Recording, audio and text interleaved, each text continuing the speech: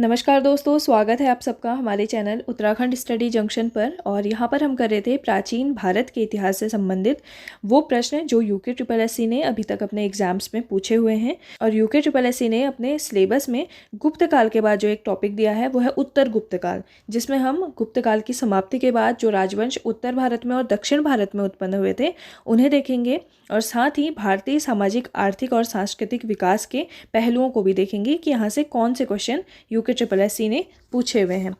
तो पहला क्वेश्चन इसमें है कि महाबलीपुरम के रथ मंदिरों का निर्माण किया गया था।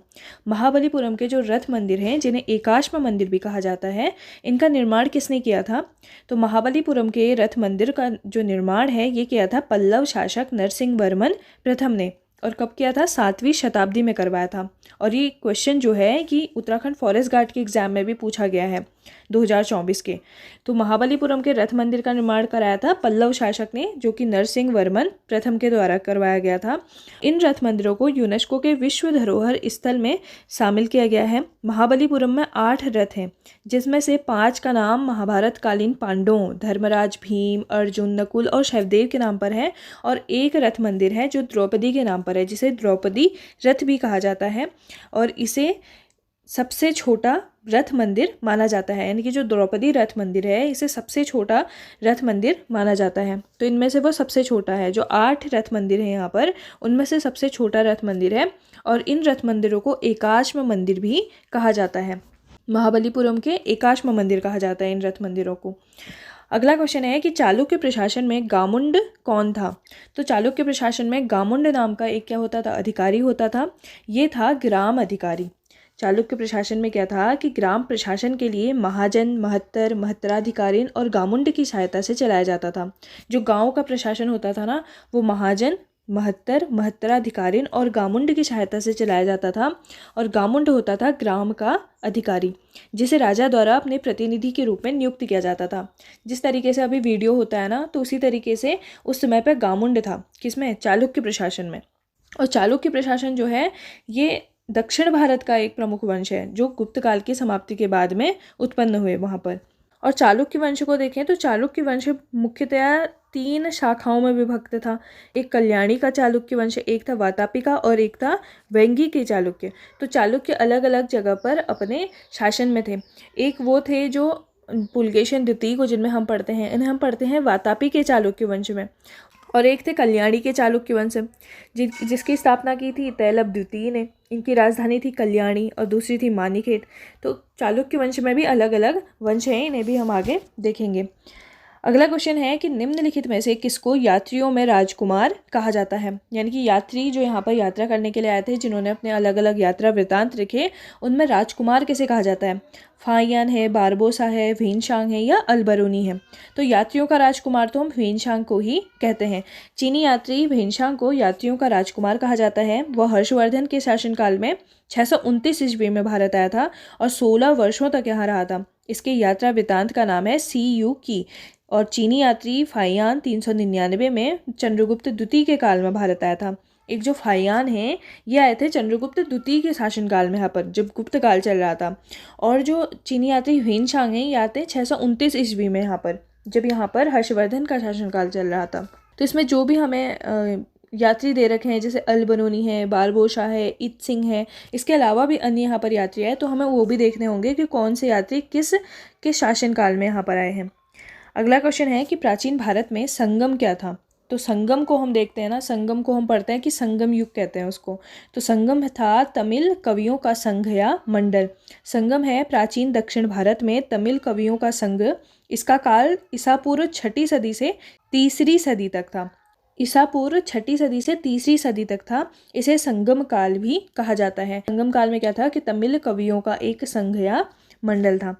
अगला क्वेश्चन है कि दक्षिण भारत के किस वंश के राजाओं ने समुद्र पार देशों के विरुद्ध सफल नौसैनिक अभियान किए? दक्षिण भारत में वो कौन से वंश हैं जिन्होंने समुद्र पार करके जो अन्य देश हैं वहाँ पर भी अपने नौसैनिक अभियान किए? तो पल्लव वंश दिया है, चोल दिया है, राष्ट्रकूट दिया है, पांड्य दिया है। तो इसमें हम जिनको देखते हैं ना नौसैनिक अभियान करने में, इन्हें देखते हैं हम चोल वंश को। दक्षिण भारत के चोल शासकों ने समुद्र पार देशों जैसे श्रीलंका, मालदीव, लक्षद्वीप आदि देशों पर नौसैनिक अभियान किया और 1025 में राजेंद्र प्रथम ने श्रीलंका पर सफल आक्रमण किया था। और राजेंद्र प्रथम जो हैं इन्होंने श्रीलंका पर आक्रमण किया था 1025 में। ये चोल वंश के सबसे प्रतापी शासक माने जाते हैं। राजेंद्र प्रथम ने क्या किया था, बंगाल के पाल शासक महिपाल को भी पराजित किया था और गंगैकोंडचोलपुरम करके अपनी एक राजधानी बनाई थी। गंगैकोंडचोलपुरम ये राजधानी भी बनाई थी उन्होंने, और लंका को भी जीतकर उन्होंने अपने साम्राज्य में मिला लिया था। अगला क्वेश्चन है कि त्रिपक्षीय संघर्ष में कौन सा वंश शामिल नहीं था। ये तो बार बार पूछा जाता है, त्रिपक्षीय संघर्ष में कौन सा वंश शामिल था, किसकी हार हुई, किसकी जीत हुई, किसका कन्नौज पर अधिकार हुआ। तो त्रिपक्षीय संघर्ष शुरू हुआ था कन्नौज पे अधिकार को लेकर के। तो इसमें पाल, प्रतिहार, राष्ट्रकूट को हम देखते हैं, पर इसमें कौन सा वंश नहीं था, परमार वंश नहीं था। त्रिपक्षीय संघर्ष मुख्यतः 8वीं सदी से 10वीं सदी तक चलने वाला एक दीर्घकालिक संघर्ष था, जिसमें पूर्वी भारत के पाल वंश के शासक और पश्चिम और मध्य भारत के गुज्जर प्रतिहार वंशी शासक और दक्कन व दक्षिण भारत क्षेत्र के राष्ट्रकूट शासक शामिल थे। तो इसमें पाल, प्रतिहार और राष्ट्रकूट शासक थे। पाल वंशी कहाँ के थे, पूर्वी भारत के थे। पश्चिम और मध्य भारत के कौन थे, गुज्जर प्रतिहार वंश थे। और दक्कन और दक्षिण भारत के कौन थे, राष्ट्रकूट शासक थे। और कन्नौज पर अधिकार की लालसा के लिए ये त्रिपक्षीय संघर्ष हुआ था, और त्रिपक्षीय संघर्ष का जो परिणाम था अंततः प्रतिहारों के पक्ष में रहा। प्रतिहार कौन थे, पश्चिम और मध्य भारत के गुज्जर प्रतिहार शासक जो थे, इनके पक्ष में यह संघर्ष का परिणाम रहा। और त्रिपक्षीय संघर्ष में भाग लेकर राष्ट्रकूट उत्तर भारत की राजनीति में हस्तक्षेप करने वाली और दक्षिण से उत्तर पर आक्रमण करने वाली दक्षिण की पहली शक्ति थे। और त्रिपक्षीय संघर्ष में परमार वंश शामिल नहीं था। तो त्रिपक्षीय संघर्ष में जब राष्ट्रकूटों ने भाग लिया तो ये उत्तर भारत की राजनीति में हस्तक्षेप करने वाली और दक्षिण से उत्तर पर आक्रमण करने वाली दक्षिण की पहली शक्ति थे। और राष्ट्रकूट वंश की जो स्थापना है वो कौन करते हैं, दंती दुर्ग करते हैं। इनकी राजधानी कहाँ होती है, मान्यखेत में होती है। और जो हम एलोरा के कैलाश मंदिर देखते हैं तो इनका निर्माण भी राष्ट्रकूट शासक के द्वारा ही करवाया गया था। किसके द्वारा, कृष्ण प्रथम के द्वारा करवाया गया था। और जो राष्ट्रकूट थे ये उत्तर भारत में जो राजनीति में हस्तक्षेप करने वाली और दक्षिण से उत्तर पर आक्रमण करने वाली पहली दक्षिण की शक्ति बने थे। और इसके अगर अन्य शासकों को अगर हम देखें तो इसमें ध्रुव या धारावर्ष को हम देखते हैं, जिन्होंने कन्नौज पर अधिकार के लिए त्रिपक्षीय संघर्ष में भाग लिया था। कौन थे राष्ट्रकूट शासक, ध्रुव कहते हैं उनको, या धारावर्ष कहा जाता है। अगला क्वेश्चन है कि सकलोत्तर पथनाथ की उपाधि किस शासक ने धारण की थी। किसकी, सकलोत्तर पथनाथ की उपाधि किस शासक ने धारण की थी। तो इसे हम देखते हैं कि हर्षवर्धन ने सकलोत्तर पथनाथ की उपाधि धारण की थी, जिसने उत्तरी भारत में 606 ईस्वी से 647 ईस्वी तक राज किया। और प्रयागराज में कुंभ मेले का श्रेय भी हर्षवर्धन को ही जाता है, क्योंकि हर्षवर्धन के समय में ही कुंभ मेले की शुरुआत हुई थी। और अगर हर्षवर्धन की प्रमुख रचनाएं देखें तो नागानंद, रत्नावली, प्रियदर्शिका ये सभी नाटक उन्होंने लिखे थे। अगला क्वेश्चन है कि परमार साम्राज्य संबंधित है। तो एक तो हम पढ़ते हैं पंवार वंश को, जो कि हम उत्तराखंड की राजनीति में देखते हैं कि गढ़वाल का परमार राजवंश या पंवार राजवंश करके। तो इसके अजयपाल इसके क्या थे, एक प्रमुख शासक थे। दूसरे हम पढ़ते हैं मौलाराम को। तो मौलाराम यहाँ पर क्या थे, गढ़वाल वंश में एक चित्रकार की भूमिका में थे, एक कवि की भूमिका में थे। और तीसरा इसमें ऑप्शन दिया गया है राजा उमेश पाल को।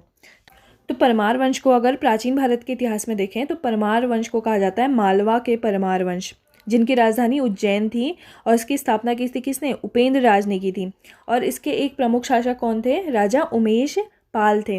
तो परमार जो है ये मध्यकालीन भारत का एक अग्निवंशी क्षत्रिय राजवंश था। इस राजवंश का जो अधिकार है ये धार, मालवा, उज्जैनी, आबू पर्वत और सिंधु के निकट अमरकोट तक फैला हुआ था। और राजा उमेशपाल परमार साम्राज्य से संबंधित है। तो परमार वंश जो है इसे मालवा के परमार कहा जाता है। और इसकी स्थापना की थी उपेंद्र राज ने, और इसकी राजधानी कहाँ थी, उज्जैन थी। और इसके एक प्रमुख शासकों में देखें तो राजा उमेशपाल को देखते हैं, और इसमें शासक देखते हैं हम मुंजराज को।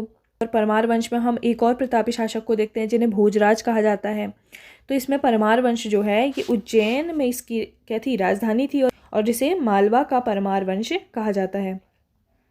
अगला क्वेश्चन है कि हुइनसांग द्वारा अपनी यात्रा पथ में वर्णित गोविशाण का वर्तमान नाम है। तो ये उत्तराखंड के जूनियर असिस्टेंट वाले में पूछा है कि गोविशाण का वर्तमान नाम क्या है। और गोविशाण का जो उल्लेख है वो हुइनसांग ने अपनी यात्रा पथ CU की में भी किया है। ह्वेनसांग ने 636 में हर्ष युग में गोविशाण, जो कि वर्तमान नाम इसका क्या है, काशीपुर है, यहाँ का दौरा किया था। और ह्वेनसांग एक प्रसिद्ध चीनी बौद्ध भिक्षु था जो हर्षवर्धन के शासनकाल में भारत आया था। इसने अपनी पुस्तक सीयू की में अपनी यात्रा तथा तत्कालीन भारत का विवरण भी दिया है। तो इसने सीयूकी में जो अपना एक यात्रा विवरण दिया उसमें भारत के बारे में भी बातें की हैं, और इसने जिन जिन क्षेत्रों का इसने दौरा किया, जिन जिन क्षेत्रों की इसने यात्रा की, इसने उनका भी वर्णन किया है। अगला क्वेश्चन है कि खजुराहो के मंदिर का निर्माण करवाया था। खजुराहो के मंदिरों का निर्माण किसने करवाया था? तो खजुराहो के जो मंदिर है ना, इसका निर्माण करवाया था चंदेलों ने। और एक क्वेश्चन बहुत बार पूछा जाता है कि मंदिर निर्माण कब हुए। जब हम उत्तर गुप्त काल को पढ़ते हैं तो उत्तर गुप्त काल में उत्तरी भारत में और दक्षिणी भारत में कई सारे वंशों की उत्पत्ति हुई थी। साथ ही यहाँ पर कई सारे स्थापत्य कला की शुरुआत हुई, कई सारे मंदिरों की स्थापना करवाई गई। तो यहाँ से कई सारे क्वेश्चन एग्जाम्स में पूछे जाते हैं। जैसे खजुराहो के मंदिर का निर्माण है, किसने किया था? चंदेलों ने किया था। चंदेल वंश द्वारा 950 से 1050 के बीच निर्मित खजुराहो का मंदिर भारतीय कला के सबसे महत्वपूर्ण नमूनों में से एक है। और चंदेल राजाओं ने 10वीं से 12वीं शताब्दी के मध्य में भारत में शासन किया था। तो चंदेल शासक अपने यहाँ पर 10वीं से 12वीं शताब्दी के मध्य में, जो कि 950 से 1050 के बीच में खजुराहो के मंदिर का निर्माण हुआ।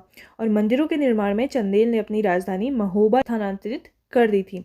तो जब मंदिर का निर्माण हुआ था खजुराहो के, तो इन्होंने अपनी राजधानी कहाँ स्थानांतरित की? महोबा में की। और चंदेल वंश के संस्थापक कौन थे? नन्नुक थे। तो चंदेल वंश में हम जिनको संस्थापक पढ़ते हैं वो है नन्नुक, जिनका क्षेत्र क्या था? बुंदेलखंड था। और बुंदेलखंड का नाम जैजाग भुक्ति पड़ा था। किसके कारण? उनके एक शासक थे जैजा शासक, उसके कारण जो बुंदेलखंड है इस क्षेत्र का नाम जैजाग भुक्ति पड़ा था।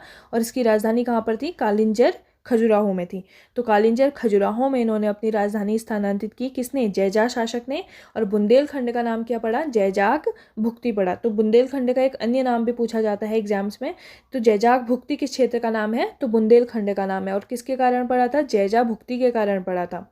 और चंदेल वंश के द्वारा निर्मित जो यहाँ पर खजुराहो के मंदिर हैं, इनमें एक खजुराहो में कंदरिया महादेव का मंदिर भी है, जिसका निर्माण किसने कराया था? राजा धंग ने करवाया था। और चंदेल वंश के जो धंग हैं, इन्होंने अपनी राजधानी भी खजुराहो ही बनाई थी। तो खजुराहो में जो मंदिरों का निर्माण है, सबसे पहले तो ये चंदेलों ने करवाया। और चंदेलों ने कब करवाया? 950 से 1050 के बीच में करवाया। और खजुराहो में जो एक कंदरिया महादेव का मंदिर है, इसका निर्माण भी किसने करवाया था? राजा धंग ने करवाया था। और राजा धंग ने अपनी राजधानी को खजुराहो में स्थानांतरित किया था। और राजा धंग कौन थे? चंदेल वंश के एक प्रमुख शासक थे। और चंदेल वंश की स्थापना किसने की थी? राजा नन्नुक ने की थी। और इनका क्षेत्र क्या था? बुंदेलखंड था। बुंदेलखंड को जैजाग भुक्ति भी कहा जाता है। किसके कारण? राजा जैजाग के कारण। जैजा शासक थे, उनके कारण बुंदेलखंड को जैजाग भुक्ति कहा जाता है। और इन्होंने अपनी राजधानी को कालिंजर और खजुराहो में स्थानांतरित किया था। एक राजधानी थी कालिंजर में और एक थी खजुराहो में। तो खजुराहो के मंदिर का निर्माण है चंदेलों के द्वारा। और अगला क्वेश्चन है कि किस परमार शासक ने सर्वप्रथम अपने राज्य में अंग्रेजी शिक्षा प्रारंभ की थी? तो एक परमार शासक हमने पढ़ा, मालवा के परमार। तो हम उत्तराखंड में जो पंवार शासक है, इसे भी परमार वंश या पंवार वंश कहते हैं। तो कौन से पंवार शासक हैं या परमार शासक हैं जिन्होंने राज्य में अंग्रेजी शिक्षा प्रारंभ की थी? तो अंग्रेजी शिक्षा जो सबसे पहले जिसने प्रारंभ की थी वो थे प्रताप शाह। तो प्रताप शाह ने सर्वप्रथम अपने राज्य में टिहरी गढ़वाल में अंग्रेजी शिक्षा प्रारंभ की थी। ऑप्शन में भी हमें कीर्ति शाह, भवानी शाह, प्रताप शाह, नरेंद्र शाह दिए गए हैं। इन सबको हम टिहरी नरेश के रूप में जानते हैं। तो टिहरी नरेश जो यहाँ पर प्रताप शाह हैं, उन्होंने सबसे पहले अपने राज्य में टिहरी गढ़वाल में अंग्रेजी शिक्षा प्रारंभ की थी। और अगला क्वेश्चन है कि पल्लव वंश का सबसे शक्तिशाली शासक था। और इसमें हम ऑप्शन दिए हैं मिश्रदात, स्पेलिडस, वोनोनीज या गुंडो फर्नीस। तो इसमें पल्लव वंश नहीं होगा, यहाँ पर होगा पहलव वंश, या जिसे हम पार्थियन वंश कहते हैं। और पार्थियन शासक जो हैं ये ईरान से आए थे। और इनका जो सबसे शक्तिशाली शासक था वो था गोंडो फर्नीस, इसको माना जाता है। और पहला अगर हम पहलव शासक कहें तो वो था माउस। लेकिन इसका जो सबसे वास्तविक संस्थापक जिसे कहा जाता है वो था मिथ्रोडोटस या मिथ्रदात, जिसे कहा गया है ना मिथ्रदात, या इसको कहेंगे मिथ्रोडोटस कहा जाता है। और पल्लव वंश का जो सबसे शक्तिशाली शासक था वो कौन था? गोंडो फर्नीस था। और इसकी राजधानी कहाँ थी? तक्षशिला पर थी। ये अराकेशिया, काबुल और कांधार में शासन करने वाले हिंद पल्लव राजा थे। कहाँ पर थे? पश्चिम भारत में, जिसमें आर्केशिया, काबुल, गांधार यहाँ पर शासन करने वाले पहले हिंद पहलव शासक कहा जाता है इनको। और गोंडो फर्नीस के काल में ही ईसाई धर्म के जो प्रचारक हैं सेंट थॉमस, वो भी भारत आए थे और जिन्होंने भारत में ईसाई धर्म की शुरुआत भी की थी। तो सबसे शक्तिशाली शासक कौन है पहलव वंश का या पार्थियन वंश का? गोंडो फर्नीस है। और गोंडो फर्नीस के ही शासनकाल में ईसाई धर्म के प्रचारक सेंट थॉमस भी भारत आए थे। अगला क्वेश्चन है कि ज्वार प्रथा संबंधित है। ज्वार प्रथा किससे संबंधित है? ज्वार प्रथा को हम देखते हैं कि कृषि धन से, पशुधन से, स्त्री धन से या शिक्षा धन से। तो ज्वार प्रथा स्त्री धन से संबंधित है। समाज में शादी के अवसर पर वधू को दिए जाने वाले सम्मान को स्त्री धन कहा जाता है। स्त्री धन पर स्त्री का पूरा अधिकार होता है। यह दहेज से भिन्न होता है क्योंकि दहेज वर पक्ष को दिया जाता है। तो स्त्रियों को दिया जाने वाला धन जो है वो ज्वार प्रथा, जो कि विवाह के अवसर पर दिया जाता है। अगला क्वेश्चन है कि अमोघ भूति शासक था। अमोघ भूति किसका शासक था? कुड़िन वंश का शासक था, कुषाण का शासक था, पाल वंश का शासक था या युद्धेय वंश का शासक था? तो उत्तराखंड के शासन में हम अमोघ भूति को देखते हैं कुड़िन वंश के एक सबसे शक्तिशाली शासक के रूप में। अमोघ भूति ने कांस्य और रजत मुद्राओं का प्रचलन प्रारंभ किया था, जिसमें देवी और मृग अंकित थे। अमोघ भूति की मृत्यु के बाद शक वंशों ने कुड़िंदों के मैदानी भागों पर अधिकार कर लिया था। पाणिनि की अष्टाध्यायी से भी कुड़िंदों की जानकारी मिलती है, जिसमें इनको कुलून कहा जाता है। तो जब जो हमारा प्राचीन भारत है ना, प्राचीन भारत में जब हमारा ये वाला काल चल रहा था, कौन सा? उत्तर गुप्त काल चल रहा था, तो उस समय जो उत्तराखंड है यहाँ पर कुड़िंद वंश का शासन था। तो और कुड़िंद वंश का एक प्रमुख शासक कौन था? अमोघ भूति था। अमोघ भूति ने यहाँ पर कई सारी मुद्राओं का प्रचलन शुरू किया, जिसमें कांस्य और रजत मुद्राएं प्रमुख हैं। और अमोघ भूति की जो मुद्राएं हैं इनमें देवी और मृग अंकित थे। और पाणिनि की अष्टाध्यायी से भी कुड़िंदों की जानकारी मिलती है, जिसमें कुड़िंदों के लिए कुलुन शब्द का प्रयोग किया गया है। अगला क्वेश्चन है कि एलोरा का प्रसिद्ध कैलाश मंदिर किसने बनवाया था? एलोरा के जो कैलाश मंदिर हैं इनका निर्माण किसने करवाया था? तो ये निर्माण जो है ये राष्ट्रकूट करवाते हैं। तो राष्ट्रकूट में भी जो एलोरा के प्रसिद्ध कैलाश मंदिर हैं इनके राष्ट्रकूट वंश के जो राजा कृष्ण प्रथम हैं, जिन्होंने 756 से 774 के मध्य में इन मंदिरों का निर्माण करवाया था। और यह मंदिर महाराष्ट्र राज्य के औरंगाबाद जिले में स्थित हैं। यह मंदिर द्रविड़ स्थापत्य शैली में बने हैं, जो कि भगवान शिव को समर्पित है। और राष्ट्रकूट वंश जो है इसकी स्थापना किसने की थी? दंती दुर्ग ने की थी। और जिसकी राजधानी कहाँ थी? मान्यखेत में थी। और स्थापना कब की थी इन्होंने? 753 में की थी। और एलोरा के जो कैलाश मंदिर हैं इनका निर्माण करते हैं जो कृष्ण प्रथम है। राष्ट्रकूट वंश के राजा हैं कृष्ण प्रथम, वो करते हैं। और राष्ट्रकूट एकमात्र ऐसी शक्ति है जिसने दक्षिण भारत से त्रिपक्षीय संघर्ष में भाग भी लिया था। और इसके जो राष्ट्रकूट के कौन से शासक ने भाग लिया था? ध्रुव ने, शासक ध्रुव ने या धारावर्ष इन्हें कहा जाता है, इन्होंने त्रिपक्षीय संघर्ष में भी भाग लिया था। और एलोरा के जो कैलाश मंदिर है इनका निर्माण करवाया था किसने? राष्ट्रकूट शासक कृष्ण प्रथम ने करवाया था। और एलोरा के कैलाश मंदिर के साथ साथ महाराष्ट्र में जो एलिफेंट की गुफा है इसका निर्माण भी राष्ट्रकूट ही करवाते हैं। अगला क्वेश्चन है कि सेतुबंध की रचना किसने की थी? सेतुबंध की रचना किसने की थी? अब ये सवाल है कि सेतुबंध क्या है? एक महाकाव्य है। इसकी रचना किसने की थी? तो इसकी रचना की है प्रवरसेन द्वितीय ने। प्रवरसेन द्वितीय कौन थे? वाकाटक वंश के शासक थे। कुछ विद्वान सेतुबंध को कालिदास की रचना भी मानते हैं। सेतुबंध सुमेरेंद्र वर्मा द्वारा लिखित एक नाटक भी है, पर जो हमें ऑप्शन दिए गए हैं इसके अकॉर्डिंग जो सेतुबंध है इसकी रचना किसने की है? प्रवरसेन द्वितीय ने की है, जो कि वाकाटक वंश के क्या थे? शासक थे। और वाकाटक वंश सातवाहन के पतन के बाद इसका उदय हुआ था, जिसके संस्थापक कौन थे? विंध्य शक्ति थे। और इनकी राजधानी कहाँ थी? बरार में थी। और विंध्य शक्ति जो है गोत्री ब्राह्मण थे, और जिसकी तुलना अजंता लेखों में इंद्र और विष्णु से की जाती है। तो गुप्तों के समकालीन था वाकाटक वंश, जिसमें सातवाहन वंश के पतन के बाद वाकाटक वंश की क्या होती है? उदय होता है। और इसके संस्थापक कौन थे? विंध्य शक्ति थे। और इसमें जो वाकाटक वंश के शासक हैं प्रवरसेन द्वितीय, इन्होंने सेतुबंध काव्य की रचना की। और वाकाटक कौन थे? मेन वाकाटक वंश था सातवाहन के पतन के बाद जिस वंश की उत्पत्ति हुई थी वो थे वाकाटक वंश। और वाकाटक वंश के जो संस्थापक हैं वो कौन है? विंध्य शक्ति हैं, विंध्य शक्ति। और विंध्य शक्ति एक गोत्रीय ब्राह्मण थे। और अजंता लेखों में इन्हें इंद्र और विष्णु से इनकी तुलना की जाती है कि इनकी विंध्य शक्ति की। और वाकाटक वंश में एक और प्रमुख शासक थे कौन? प्रवरसेन द्वितीय, जिन्होंने सेतुबंध काव्य की रचना की, जो कि प्राकृत भाषा में लिखित एक क्या है? महाकाव्य है। तो सेतुबंध की रचना किसने की? प्रवरसेन द्वितीय ने की, जो कि वाकाटक वंश के एक प्रमुख शासक थे। अगला क्वेश्चन है कि श्रीनगर में अपनी राजधानी किसने बनाई थी। श्रीनगर में अपनी राजधानी किसने बनाई। श्रीनगर की कौन सा वाला है, उत्तराखंड वाला श्रीनगर है। तो इसमें अपनी राजधानी किसने बनाई थी, तो किसने बनाई थी, अजयपाल ने बनाई थी। गढ़वाल के राजा अजयपाल को गढ़वाल का वास्तविक संस्थापक माना जाता है। इसने 1512 में अपनी राजधानी देवलगढ़ और 1517 में श्रीनगर में स्थापित की थी। सबसे पहले जो अजयपाल हैं ये उत्तराखंड में जो 52 गढ़ हैं उनको एकत्रित करते हैं, इसके साथ में अपनी राजधानी को देवलगढ़ में स्थानांतरित करते हैं। उसके बाद 1517 में अपनी जो राजधानी है उसे श्रीनगर में स्थानांतरित कर देते हैं। तो श्रीनगर में जिसने अपनी राजधानी सबसे पहले स्थानांतरित की थी वो कौन थे, अजयपाल थे, और परमार वंश के 37वें शासक थे। और अगला क्वेश्चन है कि परमार वंशी शासकों का सही क्रम चुनिए। परमार वंश यानी कि परमार वंश जो है गढ़वाल का परमार वंश, इसके शासकों का हमें सही क्रम चुनना है कि श्याम शाह, मान शाह, महपति शाह या पृथ्वीपति शाह। तो इसमें हम देखते हैं कि महपति शाह के बाद जो शासक बने थे वो थे पृथ्वीपति शाह। तो महपति शाह के बाद पृथ्वीपति शाह आएंगे, ये सही है।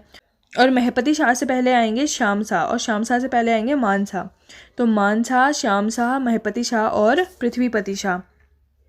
गढ़वाल के परमार वंश के शासकों का सही क्रम क्या है, मान शाह सबसे पहले थे इसमें 1591 से लेकर 1611 तक।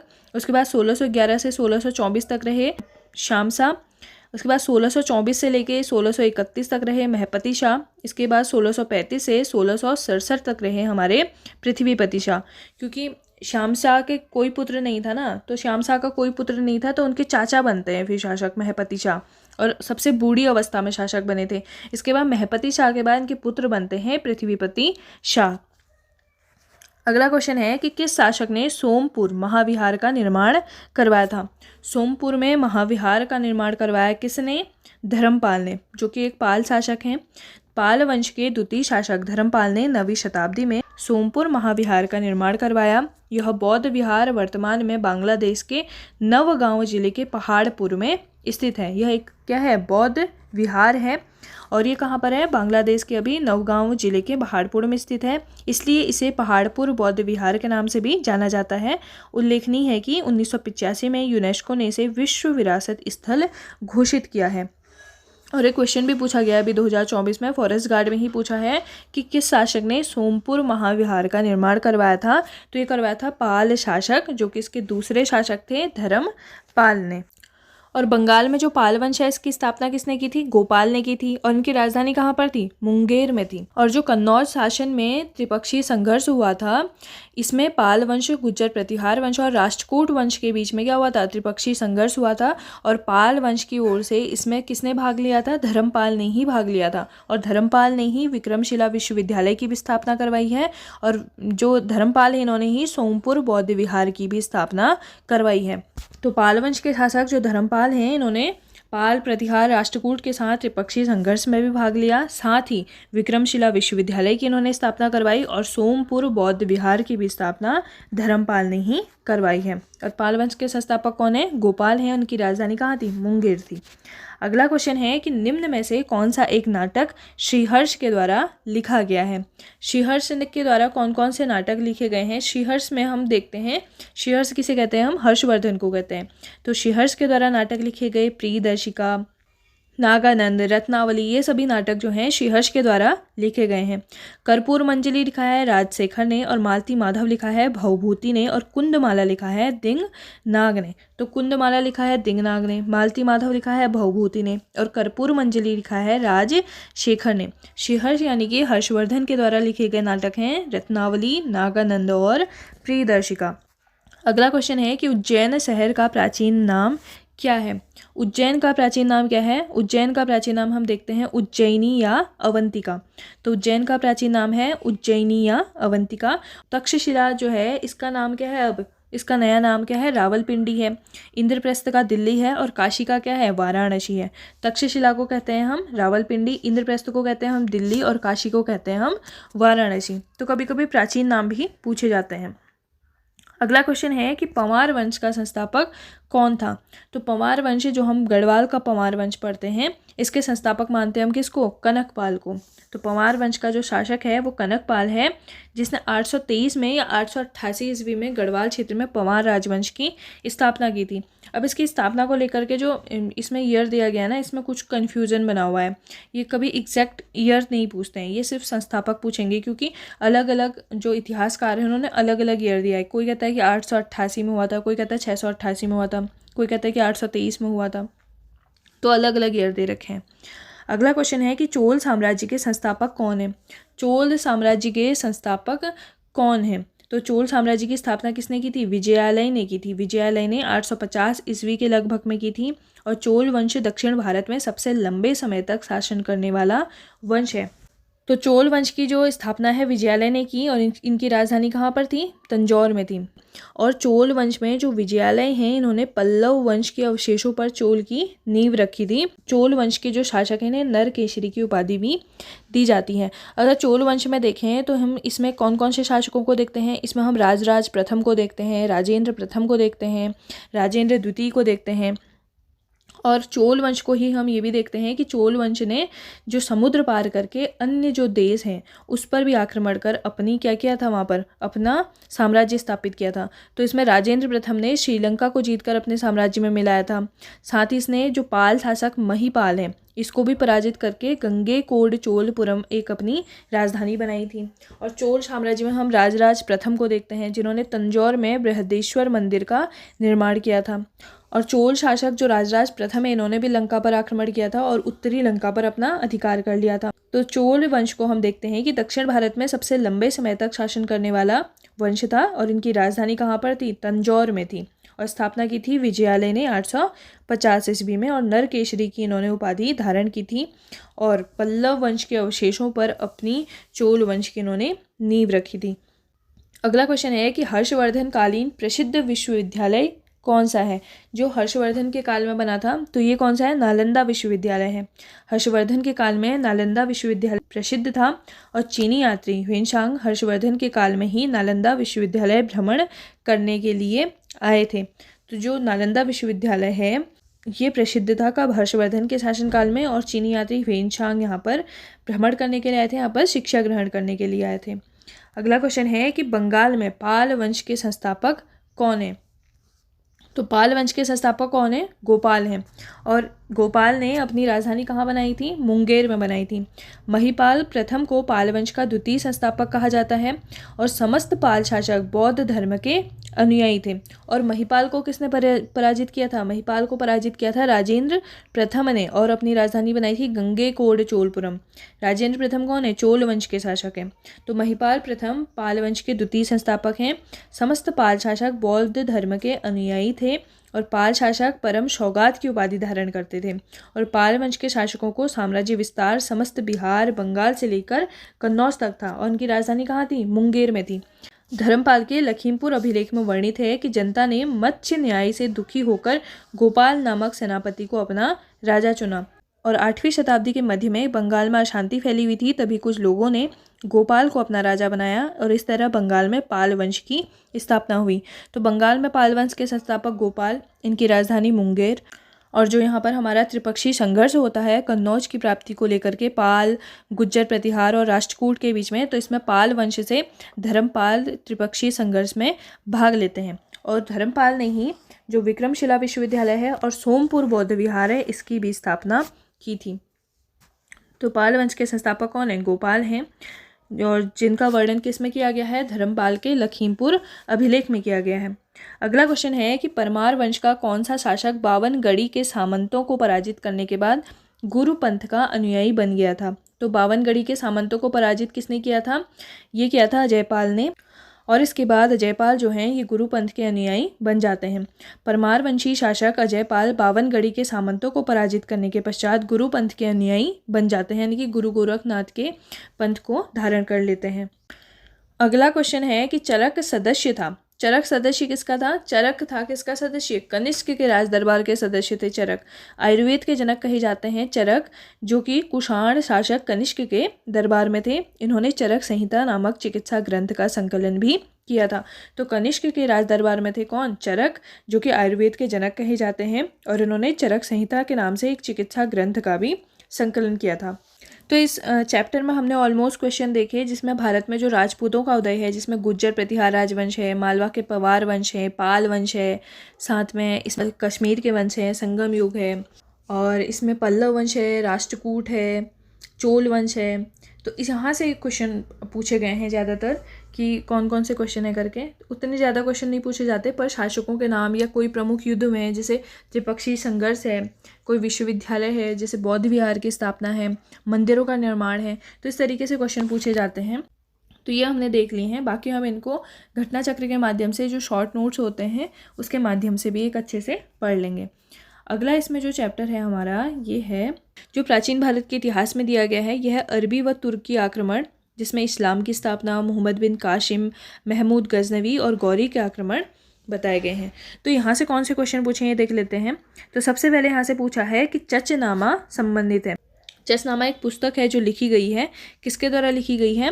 ये लिखी गई है अली अहमद के द्वारा, जो कि अरबी भाषा में लिखित एक महत्वपूर्ण ग्रंथ है। और किससे संबंधित है? ये सिंध क्षेत्र के इतिहास से संबंधित है। यह भी जो हॉस्टल वार्डन वीडियो का एग्जाम हुआ था 2021 में, इसमें इस क्वेश्चन को पूछा गया है कि चचनामा किससे संबंधित है। तो चचनामा संबंधित है सिंध क्षेत्र से।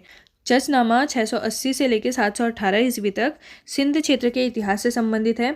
और चचनामा का अर्थ है चच की कहानी। वह सिंध के एक हिंदू ब्राह्मण शासक थे, और इस ग्रंथ में अरबों द्वारा सिंध विजय का वर्णन किया गया है कि अरबों ने किस तरीके से सिंध का विजय किया, इसका वर्णन किया गया है।